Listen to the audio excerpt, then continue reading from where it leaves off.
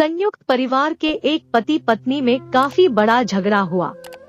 यह झगड़ा उन छोटे मोटे झगड़ों से ज्यादा गंभीर था जो हर पति पत्नी में सामान्यतः होता है, क्योंकि इस झगड़े में एक दूसरे की आलोचना करते करते बात इतनी बिगड़ गई थी कि पति पत्नी एक दूसरे से अब तलाक मांगने तक बातें करने लगे थे।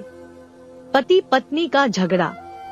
संयुक्त परिवार के बाकी के सभी लोग बहुत परेशान हो गए और वह सब किसी तरह इन दोनों को समझाकर इस झगड़े का अंत करना चाहते थे। जब सभी के प्रयास काम नहीं आए तो वे लोग पति पत्नी के इस जोड़े को घर के सबसे बुजुर्ग सदस्य यानी दादाजी के पास लेकर गए। जब दोनों पति पत्नी दादाजी के कमरे में प्रवेश किए तो दादाजी ने उन दोनों को बैठने के लिए कहा और फिर पूछा कि बताओ तुम्हारी समस्या क्या है। दोनों पति पत्नी एक साथ बोल पड़े और एक दूसरे पर आलोचनाओं की झड़ी लगा दी। जितनी कमियां पत्नी अपने पति में गिना रही थी उससे ज्यादा कमियां पति भी अपनी पत्नी में गिना रहा था और कई मिनटों तक यह सिलसिला चलता रहा। दादाजी ने भी इन दोनों को नहीं रोका और इनको अपना अपना गुस्सा एक दूसरे पर उतारने दिया। आखिर में जब दोनों एक दूसरे की बुराइयां करके थक गए और शांत हो गए तब दादाजी ने उन दोनों से कहा अब दोनों एक दूसरे की कुछ अच्छाइयां बताओ। जब अच्छाई बताने का समय आया तब दोनों ही पति और पत्नी एकदम से चुप हो गए।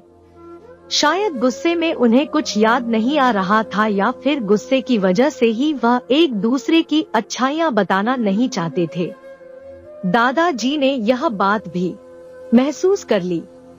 थोड़ी देर तक जब कोई भी नहीं बोला तब दादाजी ने कहा अच्छा ठीक है, यह लो पेपर और पेन और एक दूसरे की अच्छाइयां इसमें लिखो। पति पत्नी दोनों ने ही पेपर और पेन लिया और एक दूसरे से काफी दूर जाकर बैठ गए। थोड़ी देर तक ना पति ने कुछ लिखा ना पत्नी ने। फिर पति ने पेपर में कुछ लिखना शुरू किया। उसे देखकर पत्नी ने भी अपने पेपर में लिखना शुरू कर दिया। ऐसा लग रहा था जैसे दोनों एक दूसरे से कंपटीशन कर रहे हो। काफी समय तक दोनों ने पेपर में लिखा और जब पेपर लिखावट से भर गया तब दोनों ही अपना अपना पेपर लेकर दादाजी के पास उन्हें देने के लिए गए। दादाजी ने उन दोनों के ही पेपर लेने से मना कर दिया और कहा कि अपने अपने पेपर एक दूसरे को दे दो और अब एक दूसरे के पेपर पढ़ो। पति ने पत्नी को और पत्नी ने पति को अपना पेपर दे दिया। वे एक दूसरे के पेपर पढ़ने लगे। थोड़ी देर बाद पति और पत्नी दोनों के ही आंखों में आंसू थे। पेपर में अपने बारे में लिखी अच्छाइयां पढ़कर पत्नी तो फूट फूट कर रोने लगी। पत्नी को रोता देख पति उसे चुप कराने के लिए दौड़ पड़ा और माफी मांगते हुए उसे मनाने लगा। पत्नी ने भी पति की माफी मांगी और माहौल ऐसा हो गया जैसे कभी कोई झगड़ा हुआ ही नहीं था।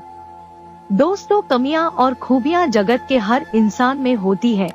अबे हमारे ऊपर होता है कि हम कमियां देखकर अपने जीवन को नर्क बना ले या खूबियां देखकर अपने जीवन को स्वर्ग बना दे।